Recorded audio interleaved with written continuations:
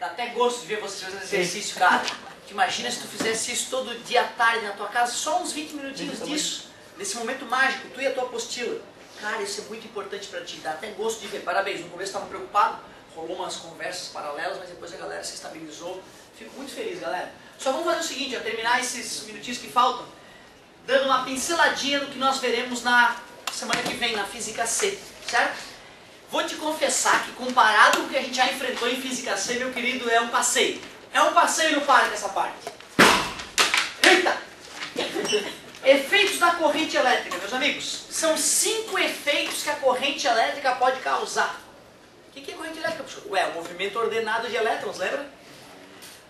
Quando a corrente elétrica percorre um corpo, o primeiro efeito que é possível sentir, o corpo esquenta. Exatamente, a gente já tinha falado sobre isso. Quando a corrente elétrica atravessa um corpo, existe um atrito para os elétrons se mexerem lá dentro e ocorre liberação de calor. Então, quando energia elétrica é transformada em energia térmica, nós chamamos de efeito Joule, que é o primeiro efeito que tu jamais pode esquecer. Todo vestibular pergunta o que é o efeito Joule, ou cita, o efeito Joule. Para calcular quanto de efeito Joule vai acontecer, tu pode calcular a potência que está atuando em cima do resistor. 1000 watts o resistor, quer dizer que ele vai liberar 1000 watts de calor. Efeito químico. Existem vários processos industriais que tu usa a corrente elétrica para gerar uma reação química. Então a corrente elétrica ela pode estimular, acelerar uma reação química ou será responsável pela reação química ocorrer. Por exemplo, a hidrólise da água, né, quando tu separa, divide a água em oxigênio e hidrogênio, precisa de corrente elétrica para isso acontecer, certo? Então é um dos efeitos químicos da corrente elétrica. Talvez um exemplo mais claro seja a cromagem. Quando o cara pega lá um metal e quer botar uma camada espelhada de metal em cima daquele metal para ele não, né, para ficar brilhante, bonito, então tu leva uma cromagem. O que é uma cromagem? O cara pega um tanque de tinta, só que é um tanque de tinta que se tu só mergulhar o metal no tanque, esperar e retirar, ele vai vir banhado em tinta. Só que a tinta não vai ter aderido à superfície com vontade. Aí 2, 3 dias depois começa a descascar.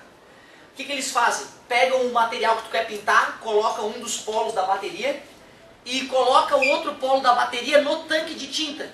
Quando tu conecta o metal que tu quer pintar no tanque de tinta, vai rolar um curto-circuito e corrente elétrica vai percorrer da tinta para o material que tu quer pintar. E na hora que essa partícula de tinta for carregada com corrente elétrica, ela vai aderir à superfície com muito mais qualidade.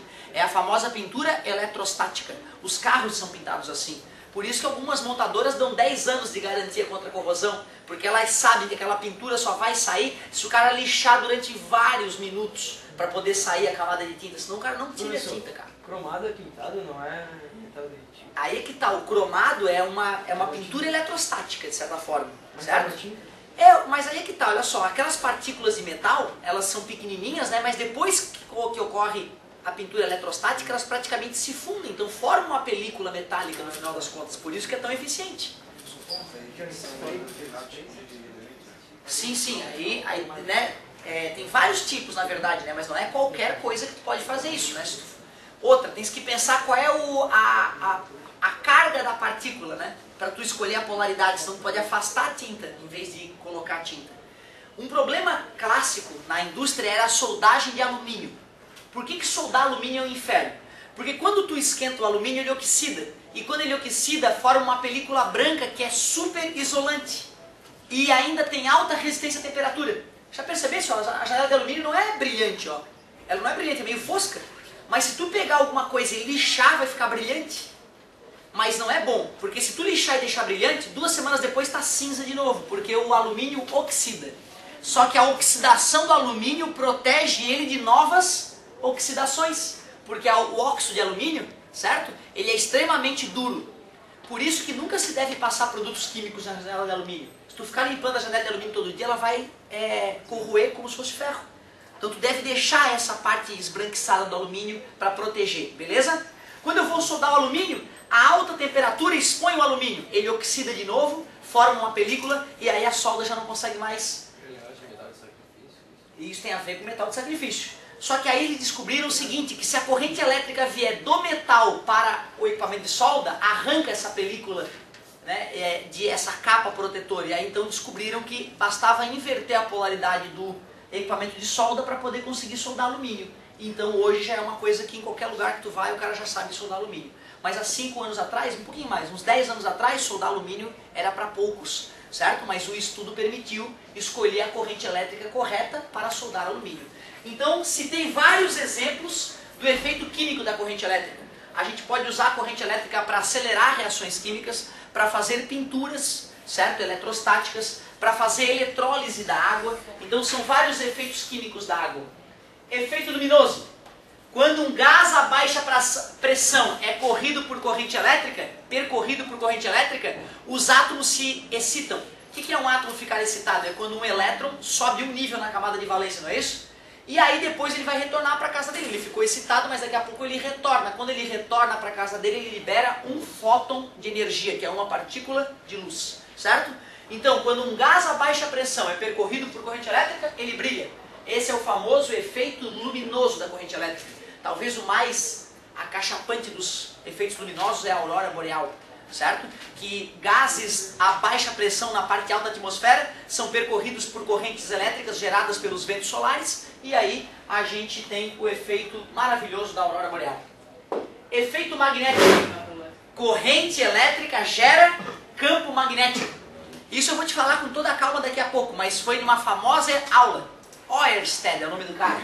A famosa experiência de Ørsted. O cara era mais empolgado que eu para dar aula. Vou dar uma aula de circuito elétrico. Vai ser o bicho. Aí ele levou circuitinhos elétricos para a sala de aula, na faculdade, né?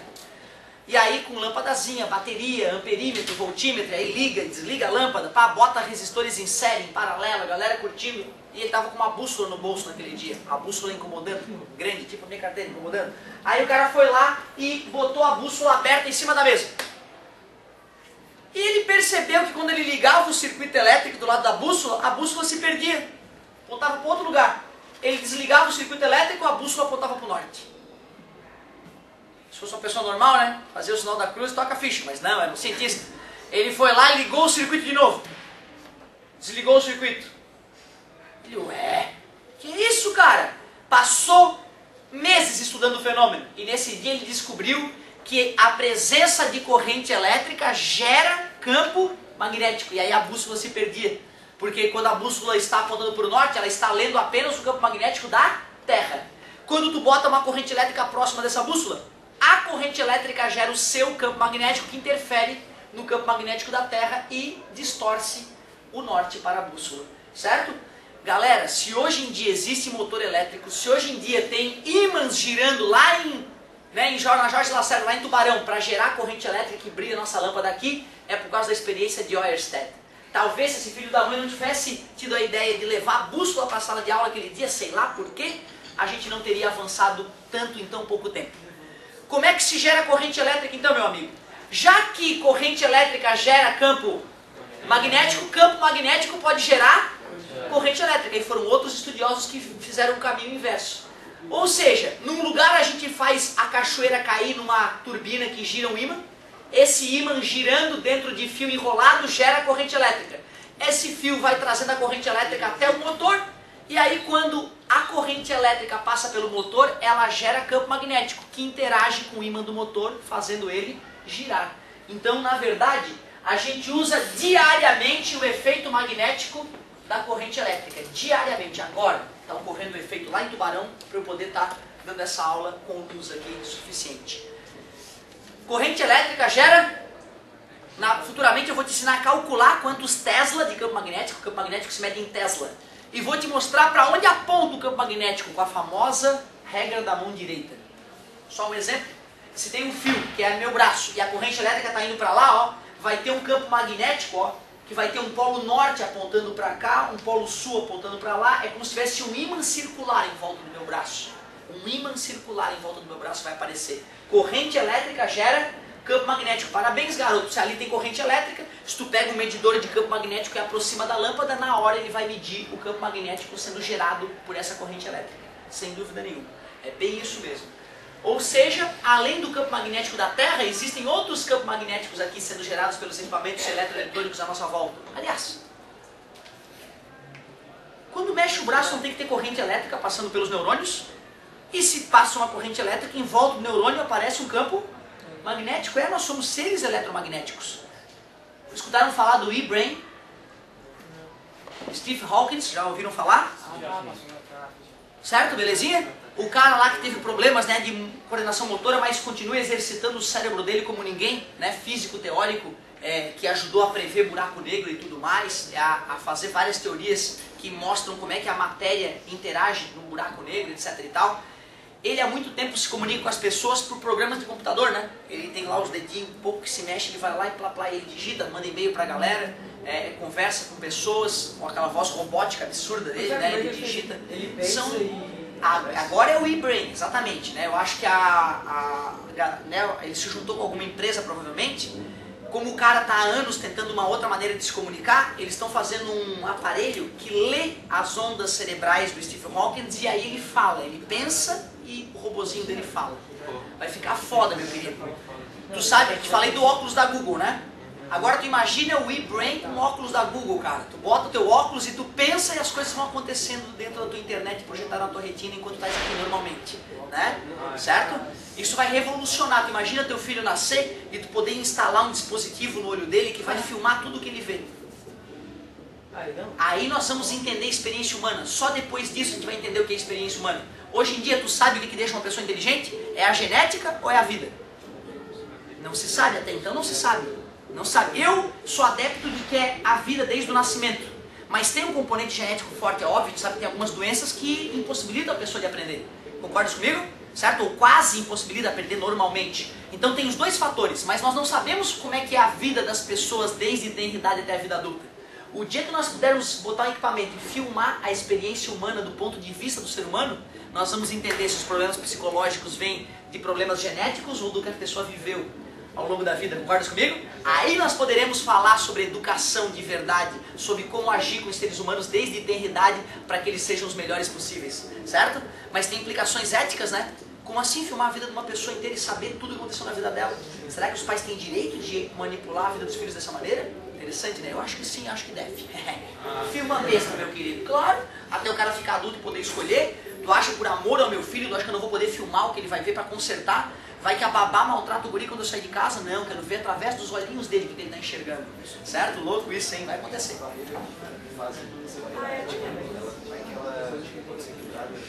que é? Como é que é?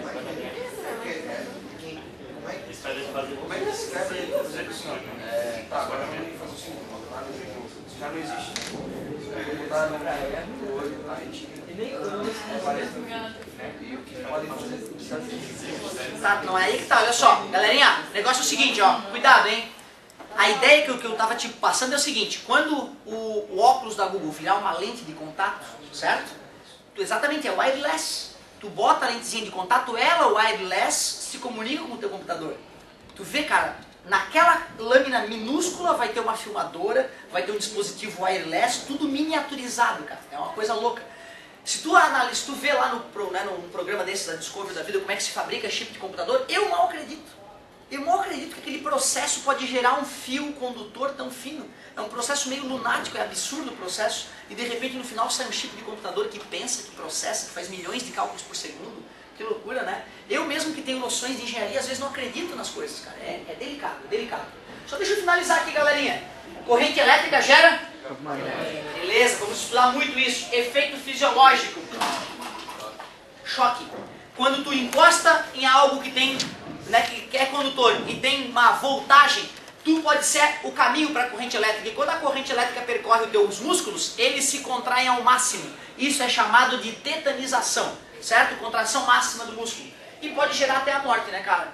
Tem casos aí de famílias, né, 6, 7 pessoas morrerem de uma vez só. O cara tá lá moendo cana, né? Moendo cana, e daqui a pouco ele toma um choque no moedor de cana. Aí o tio vê ele eletrocutado e vai tentar agarrar o guri para tirar. E fica eletrocutado. E vem outro e fica... Tem casos, cara, de uma família inteira morrer assim. Exatamente. Infelizmente o amigo foi verdadeiro. Que ignorantes. Que ignorantes. Não precisa ser gênio em física para saber que quando tu encosta num corpo eletrizado, os seus músculos se contraem.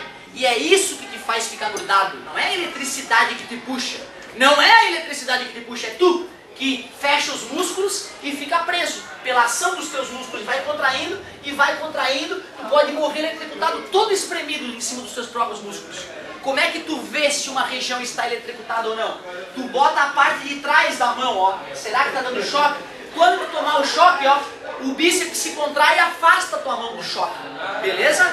Se tu vê um amado teu morrendo eletrocutado, pô, cara, não pode chegar próximo, tem que correr dele e desligar o disjuntor. Né? E tem aquela famoso caso de Blumenau, lembra? O cara lavando a Havaiana depois de um dia inteiro de trabalho, né? Pedreiro lá tirando sujeirinha da Havaiana, se encostou na betoneira, aquele aparelho de misturar massa ligado na energia, né? Botou a água ali na Havaiana e deu aquela balançada no pé pra tirar a areia, né, pô? Um colega viu isso de trás e achou que o cara tava tomando um choque. Pegou uma pá, pim, nas costas do cara, pra afastar o cara, né? Quebrou 3 costelas. Pareceu um Jornal Nacional essa, isso faz uns 5 anos já. Imagina, cara, o dia inteiro trabalhando pra tirar 2 quilos no final do mês. Daqui a pouco, que isso? Pum! Deu uma paulada, cara. Essa é bizarra, né? Cuidado com os efeitos da corrente elétrica, hein, meus amigos. Na próxima aula, vou te falar um pouquinho do átomo, processos de eletrização. Bem light, a matéria é bem teórica. Vai ter um pouquinho menos de cálculo nessa parte. Falou, galerinha?